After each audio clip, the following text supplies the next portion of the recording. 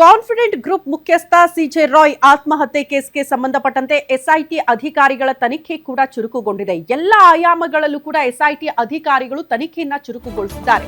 But ಇಲ್ಲಿ ತನಕ find out ಮಾಡೋದಕ್ಕೆ ಆಯ್ತಾ ಸಿಜೆ ರಾಯ್ ಅವರ ಆತ್ಮಹತ್ಯೆಗೆ ನಿಜವಾದ ಕಾರಣ ಏನು? ಇದು ಈ ಕ್ಷಣಕ್ಕೂ ಕೂಡ ಪ್ರಶ್ನೆ ಆಗ್ತಾ ಇದೆ. ರಾಯ್ ಸೂಸೈಡ್ ರಹಸ್ಯವನ್ನ ಭೇದಿಸೋದಕ್ಕೆ ಎಸ್ಐಟಿ ಅಧಿಕಾರಿಗಳು ಹರಸಾಹಸ ಪಡ್ತಿದ್ದಾರೆ. ಪ್ರಕರಣ ನಡೆದು 12 ದಿನ ಕಳೀತಾ ಬಂದರೂ ಕೂಡ ಚಿಕ್ಕ ಸುಳಿವು ಕೂಡ ಸಿಕ್ಕಿಲ್ಲ ಅಂತ.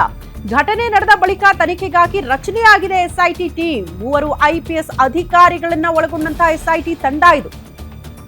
ಐಟಿ ಆಯಾಮದಲ್ಲೇ ಮಾಹಿತಿನ ಕಲೆ ಹಾಕುವುದಕ್ಕೆ ಎಸ್ಐಟಿ ಅಧಿಕಾರಿಗಳು ಮುಂದಾಗಿದ್ದಾರೆ. ಕಾರಣ ಐಟಿ ದಾಳಿ ಕಾರಣ ಆಗಿರಬಹುದು ಅನ್ನುವಂತಹ ಚರ್ಚೆಗಳಿದೆ. ಐಟಿ ಅಧಿಕಾರಿಗಳ ಒತ್ತಡ ಇತ್ತು ಅಂತ ಹೇಳಲಾಗ್ತಾ ಇದೆ.